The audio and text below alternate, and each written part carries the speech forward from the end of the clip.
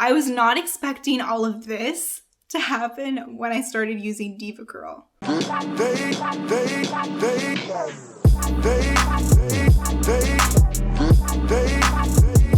This video is not sponsored.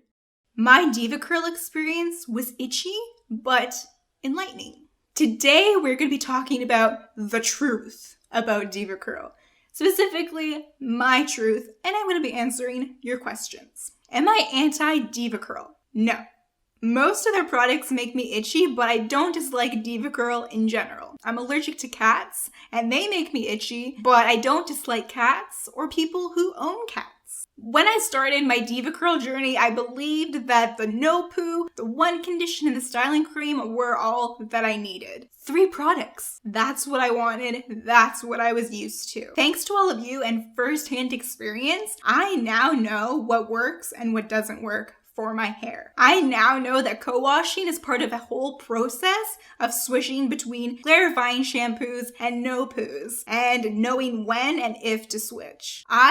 Personally, I don't want a super complicated routine. I don't want to have to switch between clarifying shampoos and no poos and low poos and apple cider vinegar and baking soda, and to do the deep sea repair every Saturday and the buildup buster every Tuesday. It makes my head want to explode. It's just too much. All I want is to use the same products, same 3 products, a shampoo, a conditioner, and a leave-in every single week. And that's it. And to have my hair be fine and move on with my life. And luckily I found that in my current curly hair routine. If you haven't already seen that, you can click over here. I hope this is the right side of the screen because sometimes I point to the opposite side of the screen. I'm pretty sure it's this side.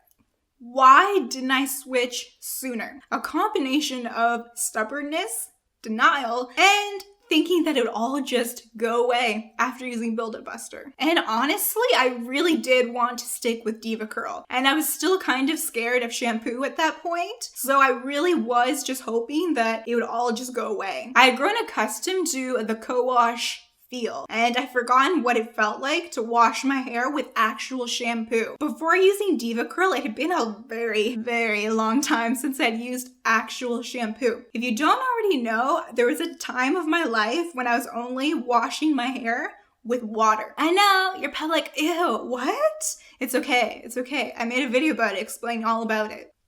Click up here. Prior to DevaCurl, I hadn't used shampoo since 2014. I was only using water from 2015 to 2017. And 2017 was when I started using DevaCurl. And I used DevaCurl from 2017 to 2018. And I started using Kinky Curly, which is what I'm using now, at the end of 2018 to the present of 2019. Oh, so many dates on my head. Hopefully I got that right.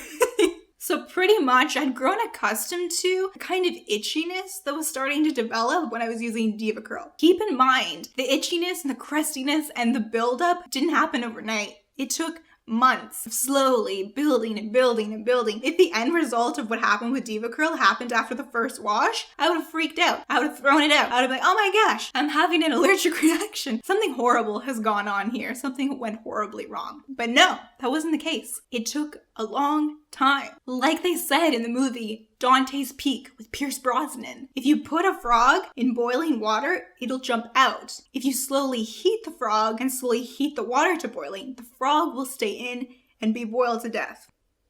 I'm the frog, and DevaCurl No Poo is the boiling water. You get it? Okay. Yeah, I don't know if that's actually true, but the analogy worked very nicely for this situation, and they showed us the movie in grade 7 geography class, so it must be true, right? Oh my gosh, this girl! It's so funny. One of you were asking me about growing out bangs, and I remember telling her, like, oh, it's not a big deal. Sometimes it can be annoying when they dry straight this way. But the better question is, why were they showing us a Pierce Brosnan action movie in elementary school? It's okay. I learned some valuable life lessons. Look, I'm using the lessons that I learned from grade 7 geography class right now in this video. Completely unrelated to geography, but it works. Like I said before, at the end of my journey, I used the Buildup Buster, and it was okay. It didn't get rid of my buildup completely because I feel like it just wasn't strong enough. And because it wasn't strong enough, obviously the buildup came back pretty quickly. So At this point, it was either shampoo or shampoo. And it's so funny. I was so scared of using shampoo. And the thing that I was afraid of is the thing that I use every single week now. And the thing that I loved, co-washing, or thought I loved, is the thing that I fear. 1 minute you're here, the next minute you're over here, and things get flipped. It's funny how things change, and the things that we fear become the things that we prefer. Life is great. Life is funny. Which is why I try to not let fear rule me, but to let experience guide me. Oh, that should be a quote. I like that. When did I notice the buildup? So like I said before, I was in denial and pretty much just oblivious to what was going on. My initial results with DevaCurl were great, but like a lot of you've said, the no poo is probably too heavy for a lot of people, particularly people with hair like mine that are fine, people with sensitive scalps, people who are prone to buildup. But I didn't know what I was doing when I started my journey, obviously. And because I didn't know what I was doing, the buildup really took me by surprise. I wasn't expecting it. So I just thought that what was happening and the way that my hair looked was just normal and just something that I had to live with. I was not expecting all of this that happened to my scalp to happen when I started using DevaCurl. If I had known that this would happen, I never, ever would have touched co-washes because it's not my style. Like I said, I like simplicity. Co-washing is too complicated for me. Too many different products, too many different steps, too many remembering things. If I had to remember, like, did I wash my hair last week with the co-wash, the shampoo? Like, I don't know. I'm not gonna remember that. So it just doesn't work for me. So when I was using DevaCurl, I guess you could say I was blinded by love. And it wasn't actually until I started reading some comments, which weren't like the nicest, but they were helpful. Comments talking about how flaky and horrible my scalp looked. And I just assumed that, oh, I guess I just have dandruff. I made no connection to DevaCurl at that time. At the time, I didn't know that I couldn't use DevaCurl no poo every single wash. I didn't know that DevaCurl low poo was even an option for me because at the time, there weren't really people with hair like mine using it. Stay with your brothers, please.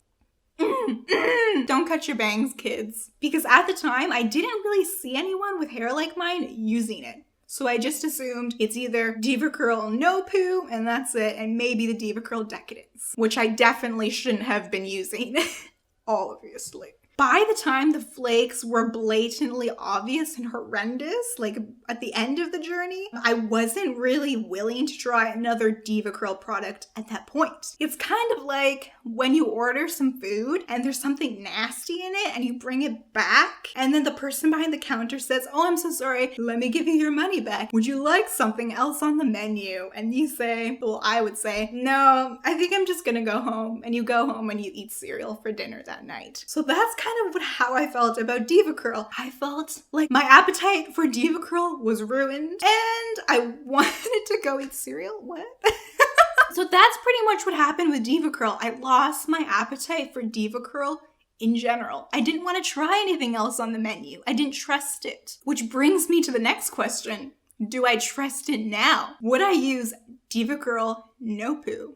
Low poo? Oh my gosh, I hope I'm saying no poo and low poo are way too close for me. For all I know, I've been mixing them up this entire video, but that's what editing's for. Okay, would I use DevaCurl low poo? I'm kind of on the fence about that because a lot of you guys bring it up in the comments and it's a very good point. Like maybe I wouldn't have problems with the DevaCurl low poo because it has some suds. It's kind of like with my cat story. It's the same question as asking me, "Hey Amanda, do you want to go visit this hairless cat?" I'd be on the fence about that too. Part of me might think, oh, maybe it'd be okay. Maybe I get an allergic reaction. Maybe I wouldn't. I don't know. I've never been around a hairless cat before, just like I've never used the DevaCurl low poo before. It could give me problems. It could not. Do I want to risk it? I don't know. At this time, I don't know, but maybe you guys can tell me this. If it contains protein or glycerin, then it's a no for me because those are ingredients that I don't like to use in general. Protein, because causes buildup for me, way too heavy, not my thing. And glycerin because it makes my hair frizzy in humidity. So if it has protein or glycerin in the ingredients list, no. Maybe some of you in the comments can help us out with this one. Have you used the Lopu and Kinky Curly Come Clean? Kinky Curly Come Clean is what I'm using right now. It's kind of like my golden standard at the moment. So if any of you have used both of those, tell us. How do they compare? Is the Lopu sudsy? Does it do a good job? Do you have buildup issues and use Lopu and it was fine? I'm really curious to know. Okay, let us know. Thank you. So now you're wondering, well, should I use DevaCurl? I wanted to use DevaCurl, but now I'm not sure. So there's some questions that you might have to ask yourself. Who does DevaCurl work best for? People who switch their products up regularly. For people like me who like to use the same things over and over and over again for long periods of time, DevaCurl may not be for you. People who aren't prone to buildup. People who don't have sensitive scalps. People who live in dry climates. People who have very dry hair and don't do well with shampoo. If I'm missing any, let me know in the comments below. I love that. I love how that rhymes. With all of this in mind, how do you choose hair products when you don't know how your hair and your scalp will react? Now this is tricky because the negative side effects of using a product that doesn't work for you may not show itself immediately. Some of these things take time. It took time for me. It took a long time for me to notice what was going on. Be cautious. Try to get small bottles of things. Don't get huge bottles. That was my mistake. I got the giant max bottles of DevaCurl and I got double amounts of them. Rookie mistake. So get small bottles. Swap curly hair products if you can. If you know other curly haired people with hair like yours, swap products to see what works. Swap products with siblings if you have them. Do what you can. Be resourceful. Shop the sales. You find really great deals on the internet. I almost don't buy anything in person anymore. Read reviews for sure, but remember that the first-hand experience is always going to be more important than any review. When you're reading reviews, you'll find very polarizing opinions. Some people say, this is the best thing I've ever used. And some people say, this is the worst thing I've ever used. And you get really confused. That's because we're different. We have different hair, different experiences, different lifestyles, different sensitivities. So you really do have to try things for yourself, but reading reviews can be helpful. Pay attention to the ingredients that work well for you and that don't work well for you. I already talked about some of the ingredients that I don't like. I don't like glycerin. I don't like protein. I don't like silicone. I don't like sulfates. I don't like shea butter. I don't like heavy oils. Figure out what those are for you. And that way when you're shopping, it'll be easier to say, no, this one doesn't work. This might work. So pay attention. Be aware of what your hair loves and does not love. No hair guru on the internet is going to be able to tell you exactly what's going to be perfect in your hair. Really do have to experience it for yourself. These people can be very educational and give you lots of tips and tools to choose what's best for you. They aren't going to be able to tell you, like, this is the product that you should use.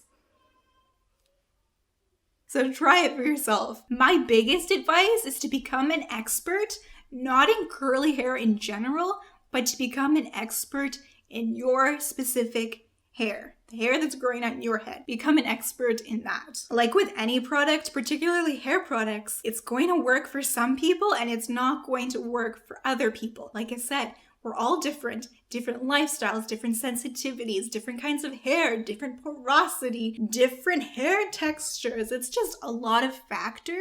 It's okay if something doesn't work, and it's great if it does. Some of you have had positive experiences with DevaCurl, some of you haven't. Some of you have had positive experiences with co-washing, and some of you haven't. And that's all beautiful. Our differences unite us. It's what gives us so many different perspectives, so many different ways to look at things, and so many different ways to understand each other and love our differences. If it works for you, I'm so glad. If it doesn't work for you, I feel your pain. And that's okay. It's all beautiful. It's all love. There's so much that we can learn from each other and teach each other. And I'm so happy and so grateful to have a platform to talk about this stuff because it's fun, it's interesting, and it's useful if you have curly hair. And even if you don't have curly hair, it could be useful. I don't know. I'm sure straight-haired people are prone to buildup as well. So if you have straight hair and watching this, hi, let me know. Do you have straight hair and watching this video? How did you even get here? I'm so interested. If something doesn't work for you, if a product doesn't work for you, don't see this as a failure. See this as an opportunity to learn more about your hair and yourself. It's a learning opportunity. It's great. My experience with DevaCurl wasn't a failure. It was a success. Do you want to know why? Because we're talking about it right now. We have a conversation going. It's interesting. We're learning. We're growing. It's beautiful. I love it. Okay. If you haven't already, you can hit the subscribe button to join the family. I love you so much. Thank you so much for watching, and I'll see you in the next video. Bye.